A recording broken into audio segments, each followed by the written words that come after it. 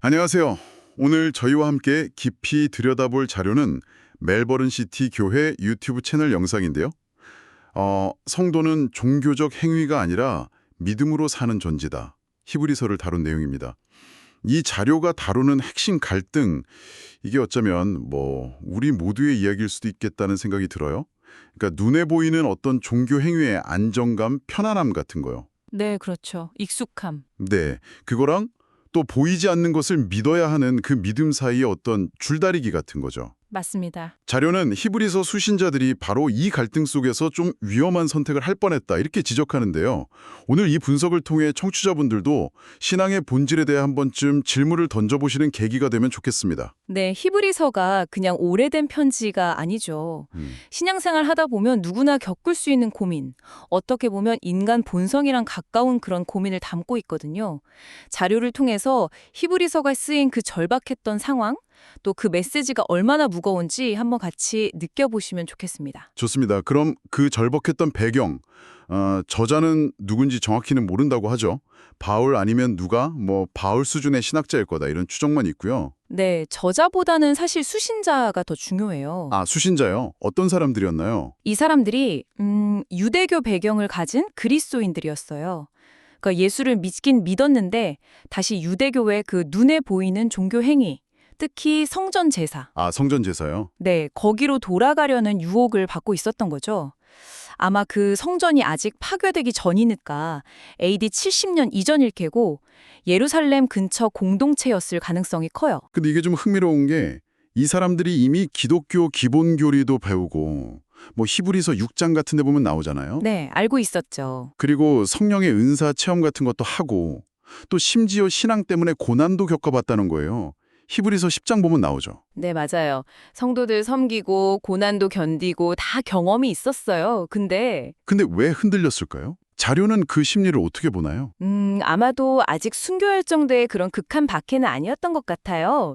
히브리서 12장 4절 보면 피 흘리기까지 싸우진 않았다 이런 뉘앙스가 있거든요. 하하. 그런 상황에서 그 보이지 않는 그리스도를 통한 구원, 이거보다는 당장 눈앞에 보이는 성전, 제사, 이런 익숙함, 어떤 안정감, 여기에 마음이 좀 기운 거죠. 인간적으로는 이해가 갈 수도 있겠네요. 그렇죠. 하지만 신앙의 본질에서는 멀어지는 위험한 선택이었던 거고요. 바로 그 지점이 히브리서의 핵심 갈등이군요. 예수님이 이미 구약의 모든 제사 또 대제사장직을 완성하셨다. 이게 복음의 핵심인데 네, 핵심이죠. 이걸 알면서도 여전히 그 유형의 건물, 어떤 행위, 여기에 더 큰 가치를 두려 했다는 거잖아요. 맞습니다.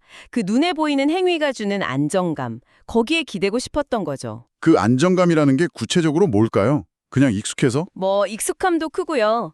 또 오랜 전통에서 오는 어떤 공동체적인 일체감 같은 것도 있었을 테고, 또 내가 뭔가 행위를 함으로써 내 신앙을 증명하고 싶은 그런 심리. 아, 그렇겠네요. 네, 히브리서 저자는 바로 이런 행위 중심의 신앙이 사실은 얼마나 위험한지 아주 강하게 경고하는 겁니다. 그리고 보이지 않지만 살아계신 예수 그리스도, 그분을 믿는 믿음으로 돌아오라 이렇게 촉구하는 거죠. 건물이나 의식이 중요한 게 아니고 그리스도 그분이 핵심이다. 강력하네요. 그런데 이 저자의 경고가 그냥 신학적인 논쟁이 아니라 진짜 현실적인 위협이었다는 걸 보여주는 그 결정적인 사건이 바로 AD 70년 예루살렘 성전 파괴군요. 네, 맞습니다. 자료에서도 이 사건을 아주 중요하게 다루죠. 하나님께서 이제 율법과 성전 중심 시대는 끝났다. 이걸 선언하신 어떤 역사적인 마침표로 해석을 해요. 아, 마침표. 네. 당시 기록들을 보면 로마 역사가 타키투스나 유대인 역사가 요세푸스 리록 같은 걸 인용하는데 정말 끔찍했습니다.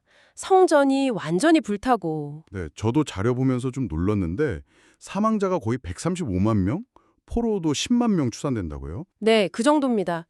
그리고 그 포로들이 끌려가서 로마 콜로세움을 짓는 데 동원됐다는 거. 참 역사의 아이러니죠. 아, 콜로세움이요. 정말 충격적이네요. 어떻게 보면 그 마태복음 24장에 나오는 멸망에 가증한 것이 거룩한 곳에 선 것, 그 예언의 성취로도 볼 수 있겠군요. 그렇죠. 그렇게 해석할 수 있죠. 그러니까 스스로 버리지 못했던 그 성전 중심의 신앙을 결국엔 세상의 힘에 의해서 아주 비참하게 빼앗기게 된 셈이죠. 메시지가 분명하네요. 네, 그래서 히브리서의 외침은 정말 명료합니다. 성도는 눈에 보이는 행위, 종교적인 행위로 사는 게 아니다.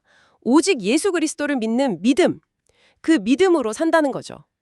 예수님이 우리의 죄를 위한 영원한 속죄 제물이 되셨고 또 하나님과 우리 사이의 완전한 중보자, 그러니까 대제사장이 되셨다. 아, 대제사장. 구약시대의 백성을 대표해서 하나님께 나아갔던 그 역할이요? 네, 그걸 예수님이 영원히 완전하게 성취하셨다.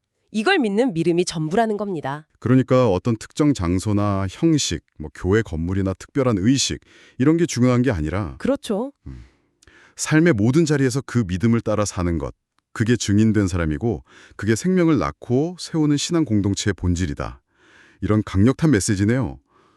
와, 오늘 살펴본 이 히브리서 수신자들의 고민이 2000년 전 얘기인데도 꼭 오늘 우리 이야기 같아요. 네, 정말 그렇죠. 우리 안에도 여전히 뭔가 눈에 보이는 활동, 교회 봉사라든지 아니면 익숙한 어떤 종교적인 패턴 이런 것에 안주하려는 마음이 있지 않을까요? 아, 정확합니다.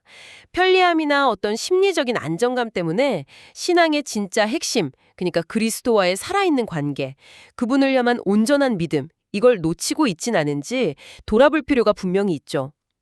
자료에서도 강조하지만 믿음의 길이라는 게 항상 쉽고 편한 길은 아니거든요. 때로는 정말 목숨을 거는 것 같은 그런 진지한 결단이 필요한 길이죠. 그렇다면 청취자분들께 마지막으로 이 질문을 한번 던져보고 싶습니다.